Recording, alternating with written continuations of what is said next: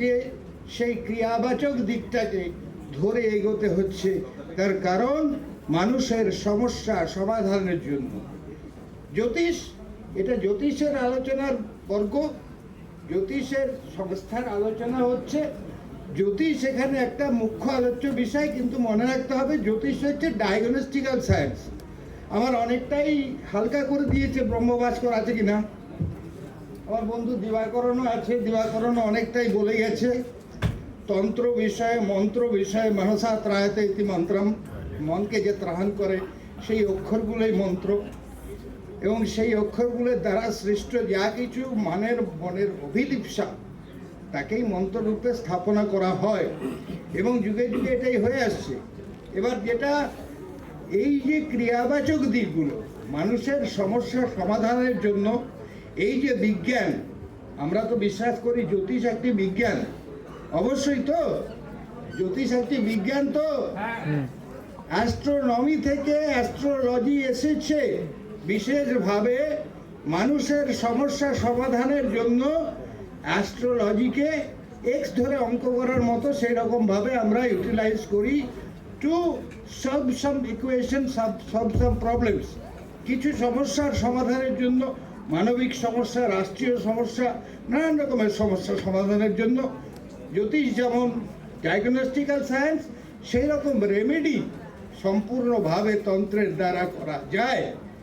এবং পাথর যে রেমেডিয়াল সায়েন্সে অনেক কিছু আছে, হার্বোলজি আছে, জিমোলজি আছে, এবং মেট্রোলজি আছে, আলটিমেটলি স্পিরিচুয়ালিটি।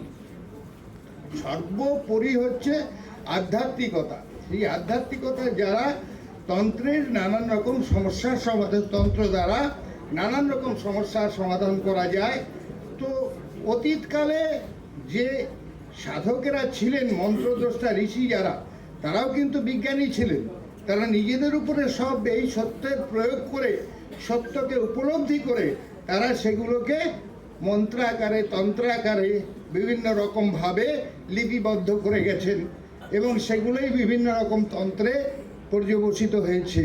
এবং আজকে আধুনিক যুগে প্রচুর জ্ঞানী, অনেক ঋষিতুল্য অনেক ব্যক্তিত্ব রয়েছেন।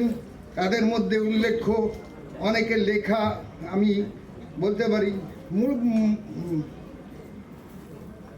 শ্রী আচার্য শঙ্করের নাম অবশ্যই উল্লেখ্য। আদি শঙ্করাচার্যের প্রপঞ্চসার এবং সৌন্দর্য লহরী দুটি বিখ্যাত গ্রন্থ। আচার্য ভাস্কর রায় মখিন বলে একজন দাক্ষিণাত্যের একজন পণ্ডিত ছিলেন। তার বরিবস্যা রহস্য বলে আছে, এবং মহীধরের মন্ত্র মহোদধি ইত্যাদি বিভিন্ন রকমের শাস্ত্রকার রয়েছেন যারা তন্ত্রকে সমৃদ্ধ করেছেন।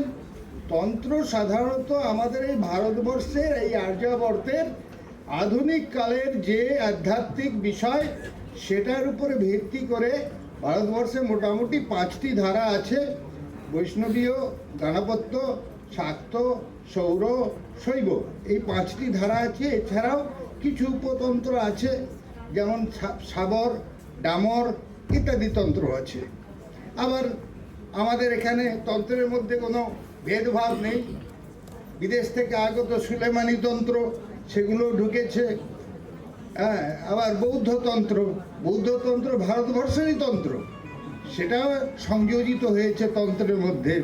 তো সেই যে বিষয়টা, সেই বিষয়গুলোকে একত্রীভূত করে যে তন্ত্রশাস্ত্রের উদ্ভব হয়েছে, সেটাকে কার্যকরীভাবে উপযোগ করাটার লক্ষ্যই হচ্ছে আমাদের মানব জীবনের হিত সাধন।